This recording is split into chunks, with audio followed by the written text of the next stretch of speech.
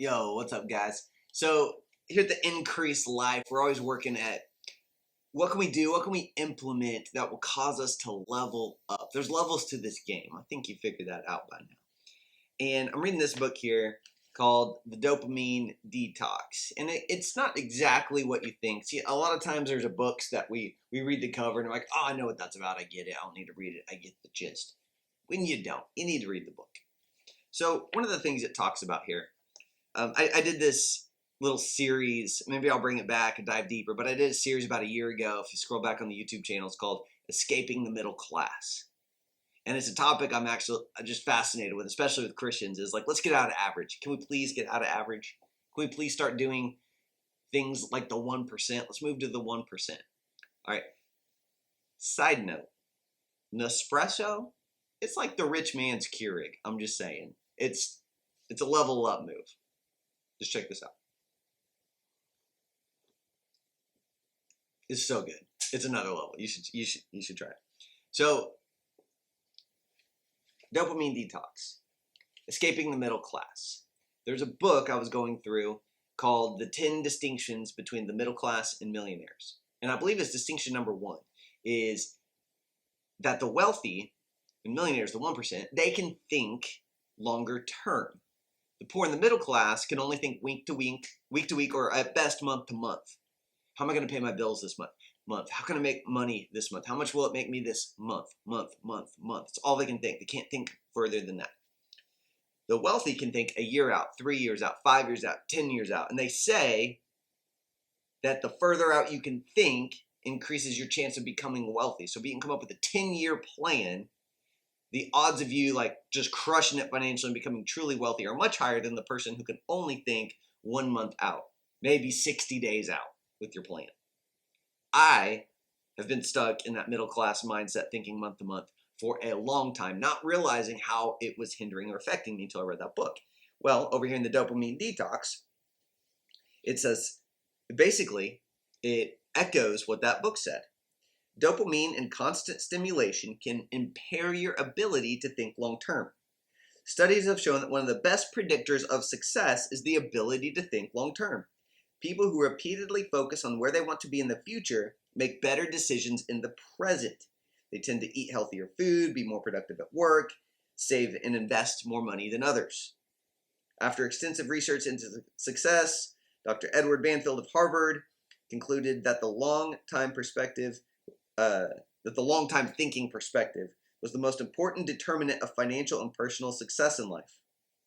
He defined a long time as the ability to think several years into the future while making decisions in the present. So this book echoes, written years, decade plus later, what the other book, The 10 Distinctions Between Middle Class and Millionaires, echoes it. And then the Harvard studies, etc., to back it up.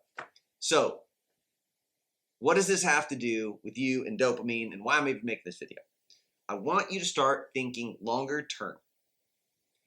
But we've been using dopamine incorrectly because we have so much access to our phones and YouTube and Instagram and Facebook and all those different things. Problem is, dopamine's a good thing, but it's been used incorrectly. This has hijacked it.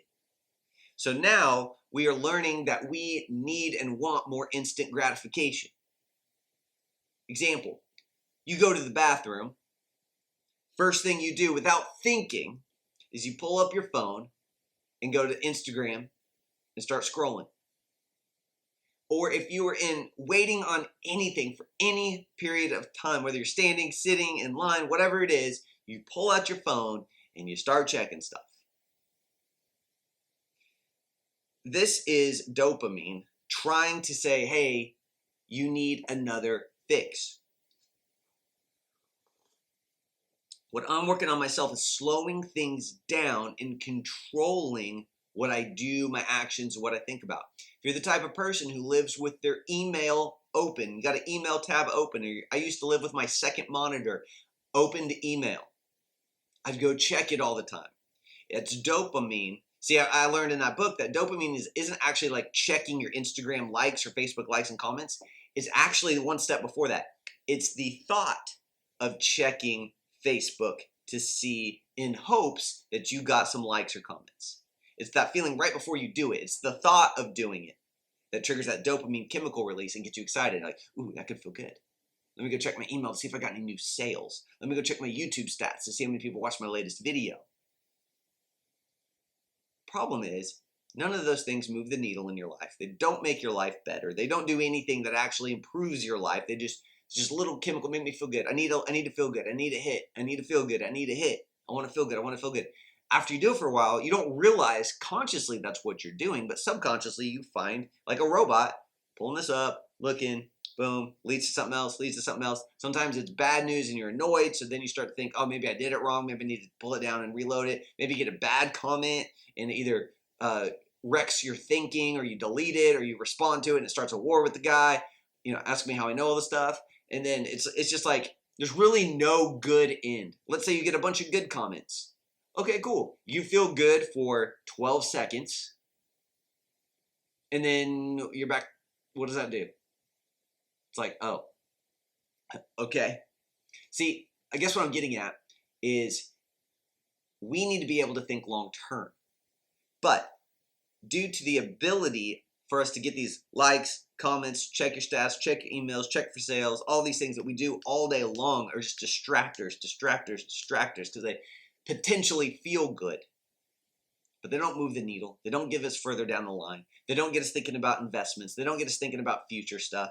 They don't get us to think more long term. They get us to think short term, fast, quick, now, instant gratification. But that doesn't make me money now. I need to make money today. How do I make money today? How do I make money by the end of the month? How do I pay my bills with this?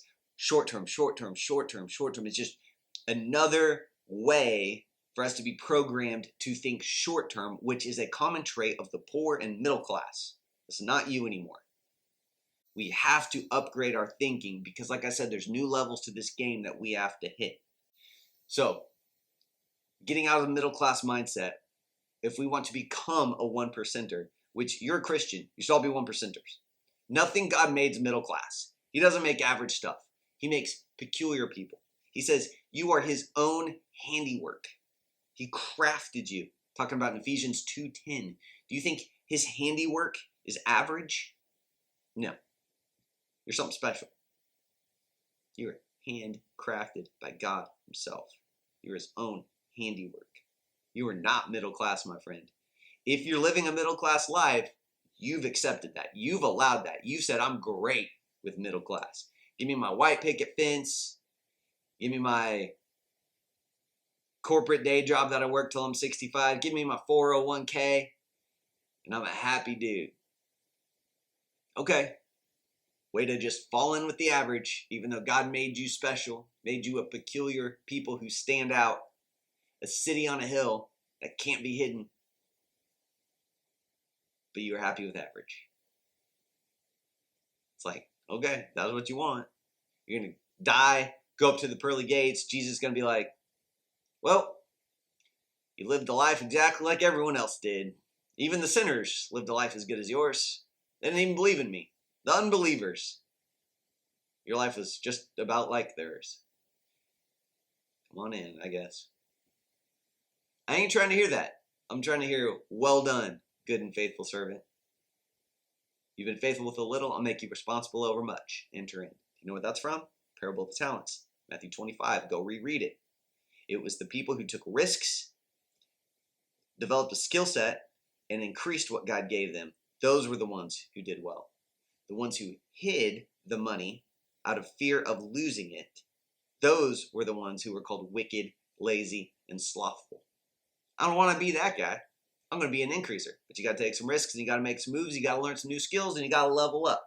Because remember, he gave those talents, which it was a talent of silver, and each one was worth about $11,000 in today's money. So he gave the first one about $55,000 to go do something with, gave the second guy about $22,000 to go do something with, give the third guy about $11,000, each according to their own abilities, which means they increase their abilities to be able to handle that much money. A lot of you guys aren't increasing your abilities. Levels to the game. These are levels. You guys are just great with average of being a one talent guy. You just hold on your money, hoard it up, put in your 401k, and hope one day you got $1 million in there. You got scared money your whole life, and then once you retire, you got scared money after that. You're afraid to spend it, and you just live out this like meager existence, or you just eke by, squeak by, and just survive kind of well. I ain't trying to be that. If you're trying to be that, this is not the channel for you. This channel will challenge you to think different, to push you to take new actions, to go look up scriptures you never looked up, to think about things like the dopamine detox and be like, man, this is actually messing with me. If you check it out, what I did is my home screen just now has 3 icons. I still got other apps and stuff, but they're further back, and I've got notifications. I don't have notifications on here anymore. If you tag me in Facebook and call me a jerk or something, I'm not gonna see it. I'm just gonna miss it because I don't have notifications, and I don't live my life in those apps anymore. So I'm trying to build something here. I'm trying to do something great for God, and I don't need those distractions. I love you guys, but you blowing up my phone over here and telling me that I'm sending people to hell because I'm helping them win financially is silly, and I'm not gonna waste my time with that. People are crazy. Anyway, I love you guys. I want y'all to win. I'm reading books like this. I'm reading books like this Bible. Information, and then we take that information, we make sure it lines up with the word, and then we take action on it. That's how we do it. It's how you increase. It's how you hit new levels. So think about that for yourself. Are you living a distracted life? Close your emails. Do not start your day by checking stuff on your phone. Consider turning off notifications, especially on social stuff. Man, give yourself some rules. Practice this thing. It's like a discipline. Like I said, I'd go to the bathroom and I'm instantly, without thinking, pulling up Instagram, scrolling through stories. Try not doing that. Work on it. Catch yourself doing it. Man, I'll do things like I'm at the dentist and I'm waiting for my turn, and instead of cruising my phone, just to challenge myself, I just keep my phone in my pocket. I just look around and think. Talk to God a little bit. I mean, like, imagine that, right? Another thing, I got this from a buddy of mine. Whenever your phone dings, you get a text or it rings. What if you didn't look instantly? Man, I'll hear a text and I'll run across the room and press the button, turn my home screen on so I can see who texted me. We're like trained animals to these bells. It's like Pavlov's dog situation. Ding! We gotta run over and check who was it. Hey, you can just wait. You don't need to check it immediately. I have one particular text tone for when my wife texts me. It sounds different than anybody else's.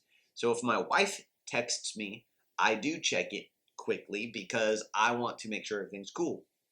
Everything's okay. There's nothing like an emergency or anything. But other than that, we can wait.